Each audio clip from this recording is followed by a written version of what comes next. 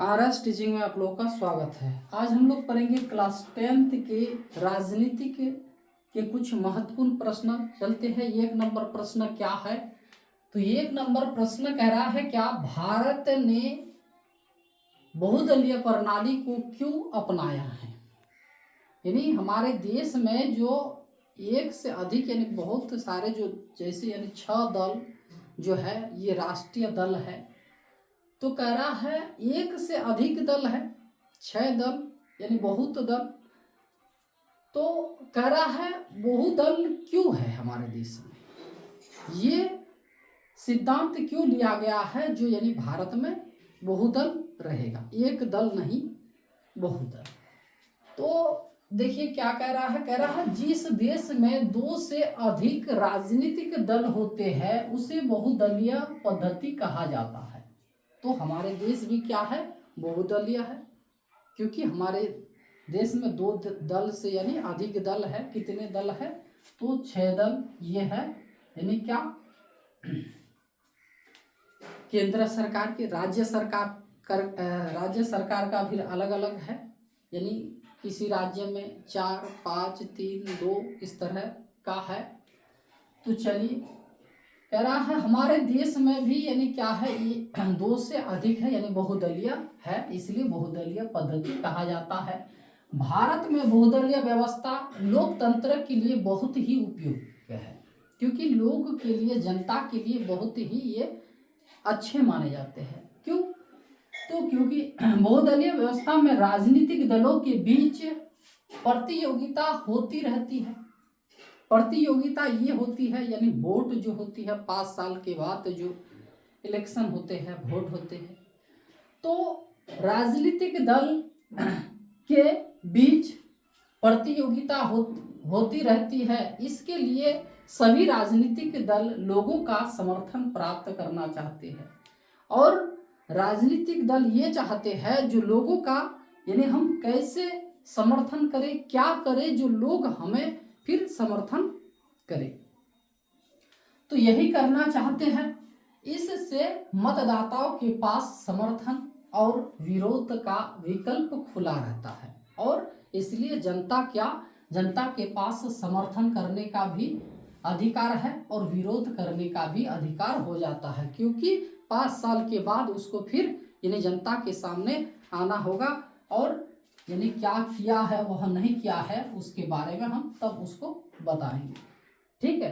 तो ये जो पद्धति है, इसलिए हम लोग यानी जनता जो है, जनता का शासन है मान लीजिए। ठीक है, इसलिए जनता का शासन है। चलिए नेक्स्ट क्वेश्चन क्या कह रहा है, कह रहा है क्या गुप्त मतदान क्या है? गुप्त यानी जिसको हम लोग बोलते हैं चुपके से। तो मतदान क्या है? तो मतदान पत्र वह दस्तावेज है जिससे मतदाता अपने देखिए अधिकार का प्रयोग करते हैं। यानी कह रहा है गुप्त ऐसे ही यानी चुपके से आपको क्या देना है, मत देना है। जिसको आप सरकार बनाना चाहते हैं उसको आप वोट दे सकते हैं। ये आप का क्या रहेगा, गुप्त रहेगा। तो मतदान पत्र दस्तावेज जिससे कि मतदाता जिसका यानी क्या है, मत है, अपने अधिकार का प्रयोग करते हैं। इससे गुप्त रूप से व्यवहार में लाया जाता है, और इसको खुलासा अगर कीजिएगा तो क्या हो जाएगा, दंगा हो जाएगा। तो इसलिए इसको क्या रखा गया है, गुप्त। यानी आप किसी को वोट देना चाहते हैं आप चुपके से दे दीजिए। ठीक है, तो यही करना चाहता है, इसलिए क्या कहेंगे इसको, यानी गुप्त मतदान। चलिए 3 नंबर क्वेश्चन कह रहा है विपक्ष दल के कार्य का संक्षिप्त वर्णन करें। विपक्ष दल क्या होता है, जो यानी सत्ता में है उसको कहते हैं सत्तारूढ़ दल। जो यानी हार गया है तो उसको कहते हैं यानी क्या, विपक्ष दल। तो एक विजय और एक क्या, तो पराजय हो गया है। एक जीत लिया है यानी जीत गया है, वह सरकार बन गया है, उसका सरकार है, और जिसका सरकार नहीं है वह इसके क्या है, तो विपक्ष है।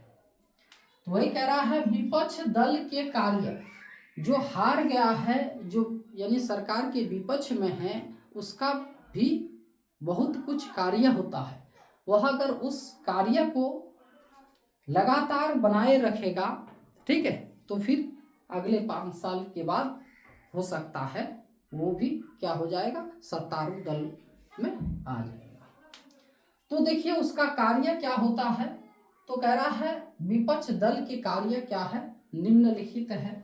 जैसे 1 नंबर क्या दिया गया है, सत्तारूढ़ दल यानी जो सत्ता में है, जो यानी गद्दी पर है। जैसे अभी यानी नरेंद्र मोदी क्या है, सत्ता पर है, बीजेपी दल सत्ता पर है, तो उसको कहेंगे हम लोग सत्तारूढ़ दल। तो सत्तारूढ़ दल पर उचित नियंत्रण रखना होगा।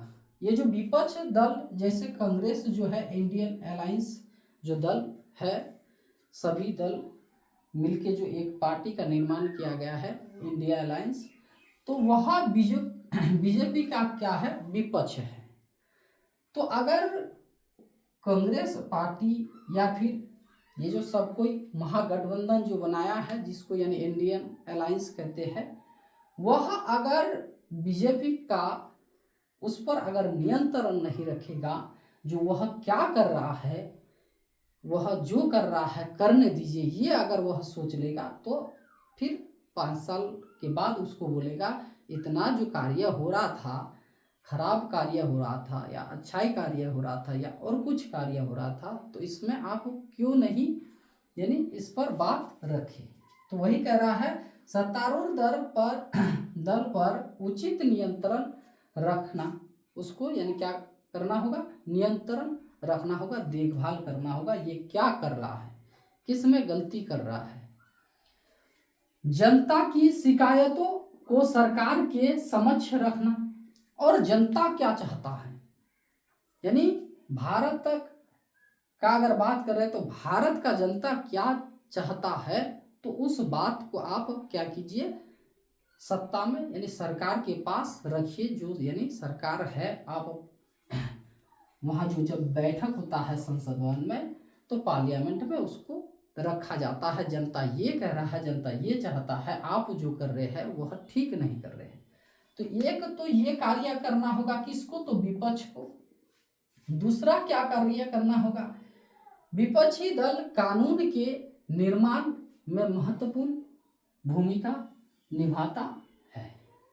तो ये जो विपक्ष जो दल है, ये दल कानून के निर्माण में महत्वपूर्ण भूमिका निभाता है। यानी आप सत्तारूढ़ दल को, विजय वाले दल को जो जीत गया है, उसको आप बता सकते हैं ये कानून में नहीं है, आप जो कार्य कर रहे हैं ये गलत कर रहे हैं, तो आपको ऐसा करना चाहिए। जो सही करेगा तो ठीक है, अगर वह गलत करेगा तो आपको उसको बताना होगा। देखिए कह रहा है दल कानून के निर्माण में महत्वपूर्ण भूमिका निभाता है। तीसरा, सरकार के साथ सकारात्मक कदम उठाकर देश के विकास में भी सहायता करना होगा। आप देखिए, आप ये देखिए, जो सत्तारूढ़ दल है ये कार्य जो है सकारात्मक कर रहा है या फिर नकारात्मक। सकारात्मक जो अगर सही काम कर रहा है, ठीक काम कर रहा है, तो वह सकारात्मक। अगर वह सकारात्मक कार्य कर रहा है तो आप उसके साथ दीजिए और देश का क्या कीजिए, विकास कीजिए। ठीक है। आप अगर सोचेंगे जो नहीं सरकार सही कर रहा है लेकिन उसका फिर विरोध कर रहे हैं आप, तो फिर जनता फिर ये आपको समझ लेगा जो ये क्यों नहीं करना चाहते हैं ये काम तो हमारे भारत के लिए अच्छे हैं। तो वही कह रहा है अगर सरकार सकारात्मक कार्य कर रहा है तो उसके साथ कदम के साथ कदम मिलाकर आपको सहायता करना होगा और कार्य करना है। ये तीनों प्रश्न आपका पूछा गया प्रश्न है, इनको भी लिख लीजिएगा। ठीक है, तो चलिए आज यही था।